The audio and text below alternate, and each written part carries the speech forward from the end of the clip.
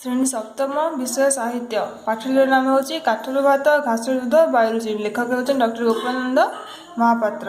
ପାଠଟିକୁ ତୁମେମାନେ ଭଲ ଭାବେ ମନ ଦେଇ ପଢ଼ିବ, ତାର ଅର୍ଥ ଗୁଡ଼ିକ ପଢ଼ି ମନେ ରଖିବ। ଆଜି ଆମେ କେବଳ ପ୍ରଶ୍ନ ଉତ୍ତର ଆଲୋଚନା କରିବା। ଅଭ୍ୟାସ 1 ନମ୍ବର ପ୍ରଶ୍ନ, କେଉଁଠି ଅସମ୍ଭବ କଥାଟା ଉପରେ ଦୀର୍ଘ ଆଲୋଚନା ଚାଲିଥିଲା? ଉତ୍ତର ହେଉଛି ବୋଷ୍ଟନ ବିଶ୍ୱବିଦ୍ୟାଳୟର ରସାୟନ ବିଭାଗର ଆଲୋଚନା କକ୍ଷରେ ଅସମ୍ଭବ କଥାଟା ଉପରେ ଦୀର୍ଘ ଆଲୋଚନା ଚାଲିଥିଲା। ଖ ନମ୍ବର ପ୍ରଶ୍ନ, ଖାଦ୍ୟ ମୂଳରେ କ'ଣ ସବୁ ରହିଛି ବୋଲି ଲେଖକ କହିଛନ୍ତି? ଉତ୍ତର ଶୁଣିବା। ଖାଦ୍ୟ ମଣିଷର ଜୀବନ, ଖାଦ୍ୟ ବିନା ମଣିଷ ବଞ୍ଚିପାରେ ନାହିଁ। ତେଣୁ ଶିକ୍ଷା, ସଭ୍ୟତା, ସଂସ୍କୃତି, ଶାନ୍ତି ଓ ରାମରାଜ୍ୟ ଆଦି ଖାଦ୍ୟ ମୂଳରେ ରହିଛି ବୋଲି ଲେଖକ କହିଛନ୍ତି। ଗ ନମ୍ବର, କାହା ଦ୍ୱାରା ଦେଇଛି? ଏଠି ଲେଖିବା ଖାଦ୍ୟ ଦ୍ୱାରା ଜନସଂଖ୍ୟାକୁ ରୋକାଯାଇ ପାରିବ। ଘ, ପୃଥିବୀର ଜନସଂଖ୍ୟା ବଢ଼ିଲେ ଚାଷ ଜମିର ପରିମାଣ କମିଯିବ, କାରଣ ଚାଷ ଜମି ଗୁଡ଼ିକ ଜନବସତି, ସହର ଓ ଶିଳ୍ପାଞ୍ଚଳରେ ପୂରି ଉଠିବ। ଶ୍ୱେତସାର ଖାଦ୍ୟରୁ ଯେଉଁ ବଳକା ଖାଦ୍ୟ ରହେ, ଗଛ ତାକୁ ନିଜ ଫଳମୂଳରେ ସାଇତି ରଖେ। 2 ନମ୍ବର, 2 ବା 3ଟି ବାକ୍ୟରେ ଉତ୍ତର ଲେଖ। କେଉଁ କେଉଁ ଖାଦ୍ୟରୁ ଶ୍ୱେତସାର ଓ ସ୍ନେହସାର ମିଳେ? ଉତ୍ତର ହେଉଛି ଧାନ, ଗହମ, ବାଜରା, ମାଣ୍ଡିଆ, ଆଳୁ ଆଦି ଖାଦ୍ୟରୁ ଶ୍ୱେତସାର ଓ ସୋରିଷ, ଚିନାବାଦାମ ଆଦି ଖାଦ୍ୟରୁ ସ୍ନେହସାର ମିଳିଥାଏ। ରବି ଫସଲ, ମତ୍ସ୍ୟ ଓ କୁକୁଡ଼ାରୁ ଆମେ କେଉଁ ଜାତୀୟ ଖାଦ୍ୟ ପାଉ? ରବି ଫସଲ, ମତ୍ସ୍ୟ ଓ କୁକୁଡ଼ାରୁ ଆମେ ପୁଷ୍ଟିସାର ଜାତୀୟ ଖାଦ୍ୟ ପାଉ। ଭବିଷ୍ୟତରେ ଅଙ୍ଗାରକାମ୍ଳ ଗ୍ୟାସରୁ କ'ଣ ଦେଇଛି? କ'ଣ ବଦଳରେ ଆମେ ଲେଖିବା ମଇଦା ଉତ୍ପାଦନ ହେବ ବୋଲି ଲେଖକ କହିଛନ୍ତି।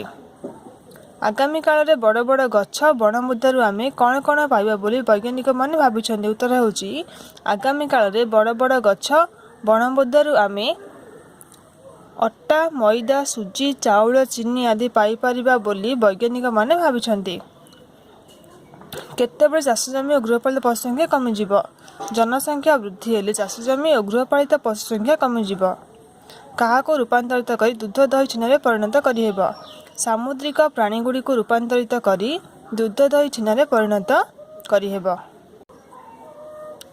5 ନମ୍ବର, ନିମ୍ନଲିଖିତ ଶବ୍ଦମାନଙ୍କୁ ନେଇ ଗୋଟିଏ ଗୋଟିଏ ବାକ୍ୟ ଗଠନ କର। ସ୍ୱତଃସିଦ୍ଧ, ଏହା ସ୍ୱତଃସିଦ୍ଧ ଯେ ବିଜ୍ଞାନ ଦ୍ୱାରା ଖାଦ୍ୟ ସମସ୍ୟା ଦେଖାଦେବ ନାହିଁ। ଉତ୍କୃଷ୍ଟ, ଉତ୍କୃଷ୍ଟ ସାର ଦ୍ୱାରା ଭଲ ଫସଲ ହୋଇଥାଏ। ଜନସଂଖ୍ୟା, ଜନସଂଖ୍ୟା ତୁଳନାରେ ବାସସ୍ଥାନର ଅଭାବ ପରିଲକ୍ଷିତ ହେଉଛି। ଜ୍ଞାନଶୂନ୍ୟ, ଜ୍ଞାନଶୂନ୍ୟ ଲୋକ ପଶୁ ସହିତ ସମାନ। ଉତ୍ପାଦନ, ଓଡ଼ିଶାରେ ଧାନ ଉତ୍ପାଦନ ଭଲ ହୁଏ। ଉଧେଇବା, ଖାଦ୍ୟସାର ବିନା ଫସଲ ଉଧେଇବା କଷ୍ଟକର। ଆହରଣ, ଜ୍ଞାନ ଆହରଣ ଦ୍ୱାରା ଆମେ ଭଲ ମଣିଷ ହୋଇପାରିବା। ଉତ୍କଟ, ବର୍ତ୍ତମାନ ଖାଦ୍ୟ ପର୍ଯ୍ୟାପ୍ତ ପରିମାଣରେ ଅଛି। ଏଟା ପର୍ଯ୍ୟାପ୍ତର। ତାର ଉତ୍କଟ ଶୁଣ, ଉତ୍କଟ ହେଉଛି ଲଘୁଚାପ ବେଳକୁ ବେଳ ଉତ୍କଟ ରୂପ ଧାରଣ କରୁଛି। ନିଅଣ୍ଟିଆ, ନିଅଣ୍ଟିଆରେ ଲେଖିବ ଭୋଜିରେ ଖାଦ୍ୟ ନିଅଣ୍ଟିଆ ହୋଇଗଲା। ପର୍ଯ୍ୟାପ୍ତଟି ତୁମର ନୂଆ ବହିରେ ଦେଇଥିବ। ଯଦି କାହା ବହିରେ ଦେଇଛି ତ ଲେଖିବ, ନଚେତ୍ ନ ଲେଖିଲେ ବି ହେବ। 6 ନମ୍ବର, ଅନୁଚ୍ଛେଦଟି ପଢ଼ି ଏଥିମଧ୍ୟରୁ ପ୍ରଶ୍ନ ତିଆରି କରିବ।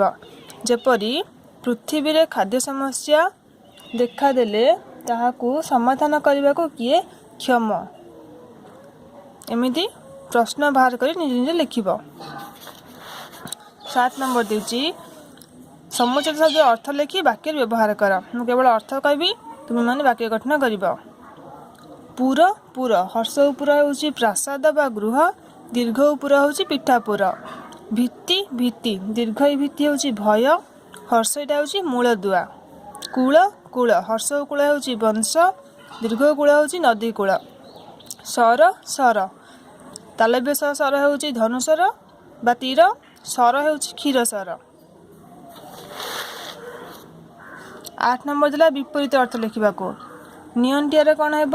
ବଳକା, ଅସମ୍ଭବ ସମ୍ଭବ, ଆବଶ୍ୟକ ଅନାବଶ୍ୟକ, କୃତ୍ରିମ ପ୍ରାକୃତିକ, ପ୍ରଚୁର ଅଳ୍ପ। 9 ନମ୍ବରରେ ଯେଉଁଗୁଡ଼ିକ ବହୁବଚନ ସେଗୁଡ଼ିକୁ ବାଛି ଅଲଗା କରିବା।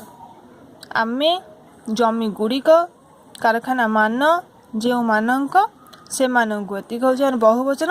ଏଗୁଡ଼ିକୁ ଅଲଗା କରି ଲେଖିବ।